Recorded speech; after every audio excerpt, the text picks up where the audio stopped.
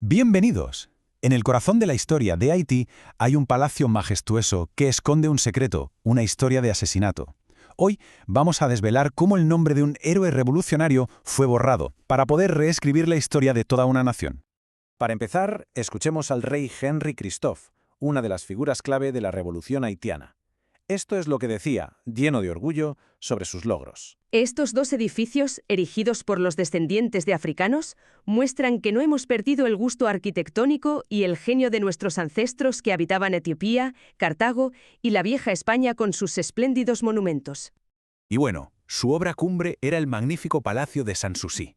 A día de hoy se mantiene como un monumento al poder y la resiliencia del pueblo haitiano. Esa es la historia oficial, la que todos conocen, una historia de gloria. Pero, ¿y si ese nombre tan glorioso en realidad oculta una historia mucho más oscura? Una pista, sobre un pasado que fue deliberadamente borrado. Vamos a indagar en esto. El nombre Sanssouci nos presenta un verdadero enigma histórico, un puzzle con dos caras muy diferentes. Por un lado, la gloria, por otro, la traición. Fijaos, aquí está el quid de la cuestión. Por un lado tenemos el palacio, y por otro a un hombre. Lo crucial es que comparten exactamente el mismo nombre, Sanssouci. Claro, la explicación más extendida, sobre todo entre historiadores no haitianos, es bastante simple. Christophe se inspiró en la realeza europea, en concreto en el Palacio de Federico el Grande en Alemania. Pero, ¿es esta la historia real? ¿O es simplemente la más conveniente?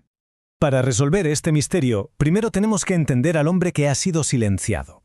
¿Quién era en realidad el coronel Jean-Baptiste Sanssouci? Para entender bien a Sanssouci, primero tenemos que comprender una división social que fue importantísima durante la Revolución. Por un lado estaban los criollos, como el propio Henry Christophe. Eran los nacidos en la isla, solían hablar francés y estaban más integrados en la estructura colonial. Por otro lado, teníamos a los bozales, como Sanssouci. Ellos eran los nacidos en África y mantenían vivos sus lazos culturales y sus lenguas de origen. Anfitrión. Sanssouci era el arquetipo de líder bozal. Era increíblemente eficaz, los franceses le temían y sus soldados, los africanos, le respetaban profundamente. Ojo, no era un personaje secundario, para nada, era una fuerza central en la guerra. Y esto nos lleva a un capítulo casi olvidado de la revolución haitiana. Un conflicto brutal que no solo se libró contra los franceses, sino entre los propios revolucionarios. Esta cronología nos lo muestra claramente. En 1802, Napoleón envía tropas para restaurar la esclavitud. Fijaos en junio.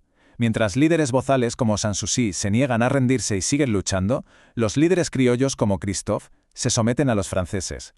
Esto desata lo que se llamó la guerra dentro de la guerra.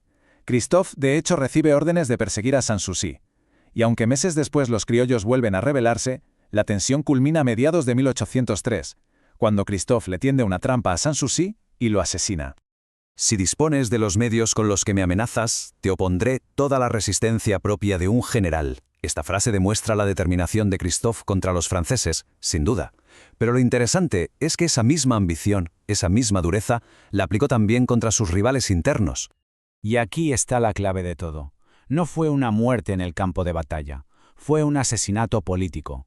Un acto calculado para terminar con esa guerra dentro de la guerra y consolidar el poder del liderazgo criollo. Así que volvemos a nuestro misterio. Un rey construye un palacio y le pone el nombre del rival al que él mismo asesinó. ¿Por qué? Pues la respuesta nos revela algo fascinante sobre cómo se construye la propia historia, con mayúsculas. Anfitrión, el historiador Michel Rolf-Trouillot, nos da un marco perfecto para entender esto. Él dice que la historia no es solo lo que pasó, es una narración. Y esa narración se produce activamente silenciando otras historias. Y esos silencios no son accidentales. Anfitrión. Según Trouillot, estos silencios se crean en 4 momentos clave. Primero, cuando se crean las fuentes. Segundo, cuando se recopilan los archivos. Tercero, cuando se crean las narrativas. Y cuarto, cuando se decide qué es históricamente importante. Estos pasos actúan como filtros. El primer silencio ocurre en el origen, en las fuentes. Casi todo lo que se escribió sobre Sanssouci vino de sus enemigos, los franceses que le temían y los líderes criollos que competían con él. Su propia voz, su perspectiva, se perdió desde el principio. El segundo y el tercer silencio se dan al crear los relatos oficiales. La élite haitiana necesitaba construir una historia heroica y unificada para la nueva nación. Un conflicto interno, una guerra fratricida, sencillamente no encajaba en esa narrativa de gloria, así que se omitió.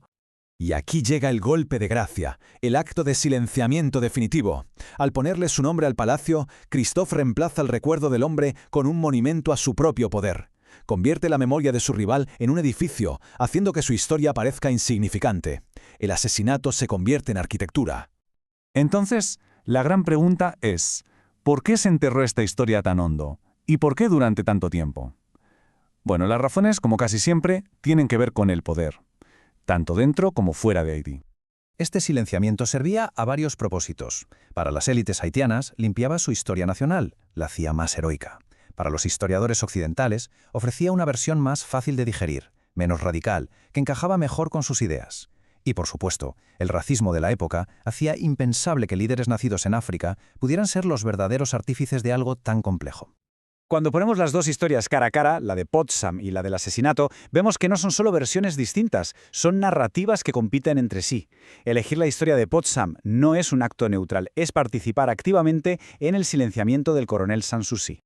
Como nos recuerda el propio Trujillo, la historia es fruto del poder, pero el poder mismo nunca es tan transparente como para que su análisis sea algo superfluo. La mayor característica del poder puede ser su invisibilidad, el mayor reto, mostrar sus raíces. La historia de Sanssouci es un recordatorio potentísimo de que toda historia tiene sus silencios, sus partes borradas. Y nos deja con una pregunta final, una pregunta crítica. ¿Qué historias cruciales están siendo silenciadas en nuestras propias narrativas, aquí y ahora?